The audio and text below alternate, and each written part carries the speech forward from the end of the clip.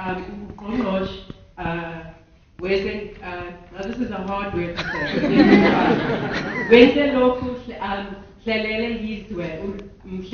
Trevor Manuel. Can we welcome him?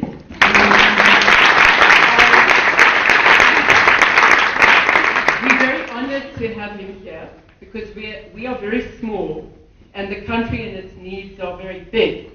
But the reason I asked him here is because he knows the power of community newspapers. Long ago, in the days of apartheid, he was part of a team, and I saw one of his colleagues, Ryland Fisher, here too, at the time. Hello, Ryland. He was part of a team that launched one of the most important community newspapers in the Western Cape called Grassroots.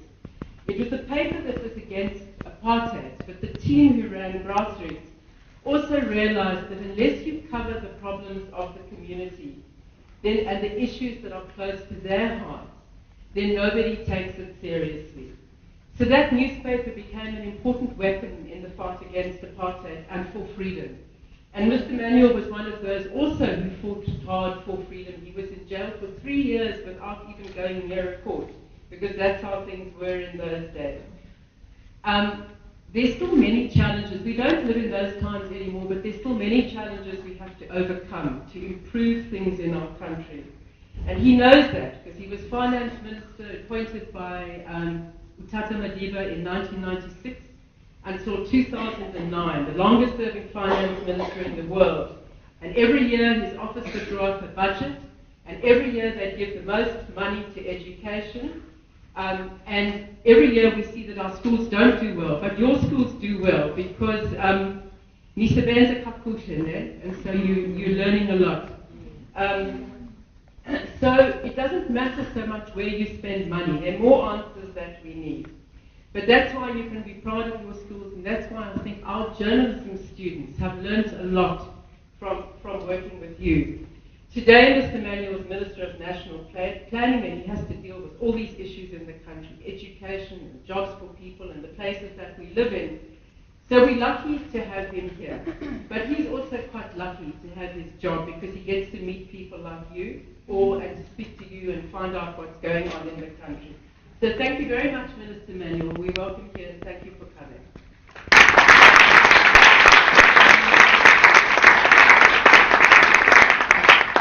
Thank you very much, Prof. Green. Thank you to all of you, but can I say a big thank you to the poets?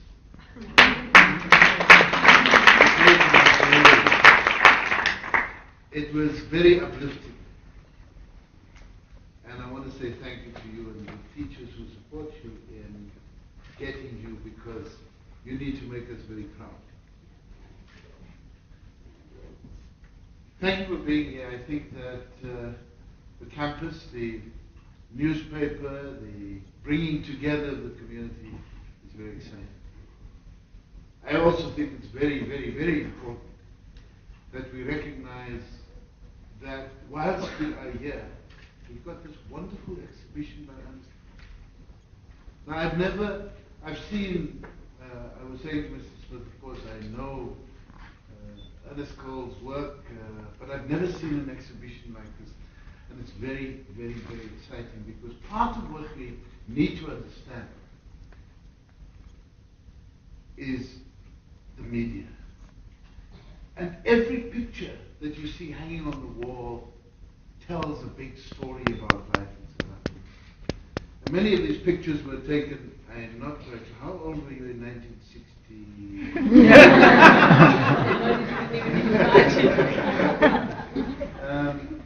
Many of these pictures go that far back into the late 50s and so on.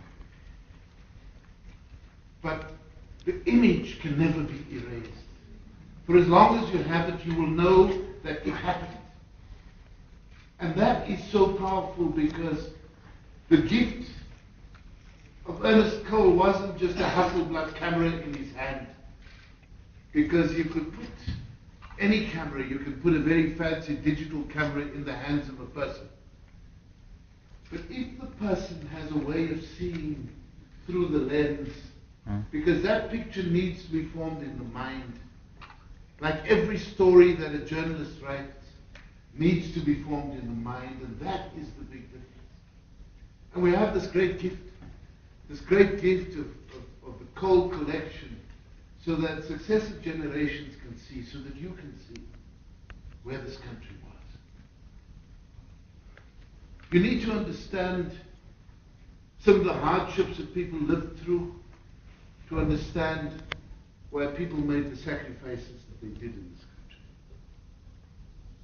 You see these pictures, you begin to understand why it was that people like Utatu Matiba, Nelson Mandela, decided to take up the struggle to bring democracy to the country. These pictures tell you why.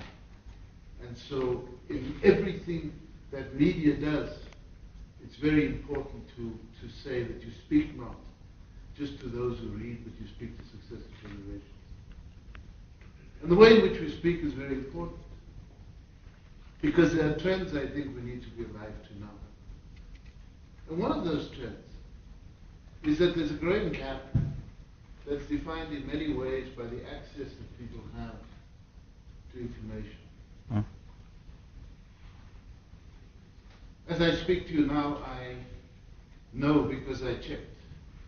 I know in a city in the south of France, in Cannes, there's a big conference where President Zuma is attending. It's convened by President Sarkozy. I know who's there. I know what they're talking about. I can tell you about some of the things that's happening in the economy in China, in the economy in the United States, as we speak. Mr. Jele, who's with me, was very surprised because on Tuesday morning I spoke at a conference of statisticians, and I spoke about the fact that the Greek Prime Minister had taken a very unusual decision to call for a referendum on the bailout from the European Union. And because information for me is real time, I have access, and that access that I have to information actually gives me a lot of power. I have that, and some of you in this room have that access to information. But I think it's something we must never take for granted, because the divide between the access to information that we have and what the majority has access to is very big. You see, it's a divide that's also present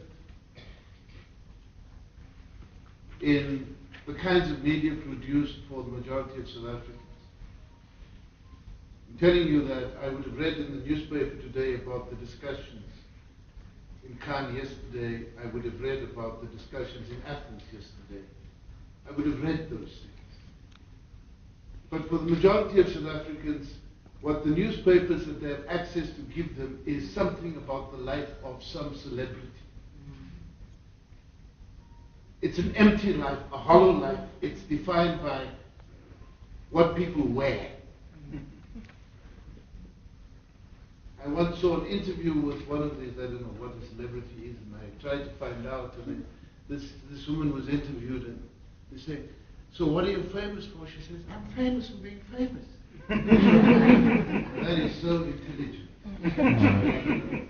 And so what happens in society is that this gap between people who have access and people who don't actually grows in leaps and bounds. Because while some people are trying to find out about big decisions that change our lives, other people are caught up with fantasy land of a world that they will never actually attain, because some people have borrowed money to dress in fancy clothes and think that that's what life is. And that divide is a divide that has to be bridged by media and new media that speaks to an audience that is focused on bridging the divide. Because right here in Mamelodi and Easters next door are young people who are trapped in poverty. They are unemployed. They can't even find taxi fare to get to Pretoria. They don't know where to look for a job. the point at where they are and where the information is that they need to be able to change their lives is so big.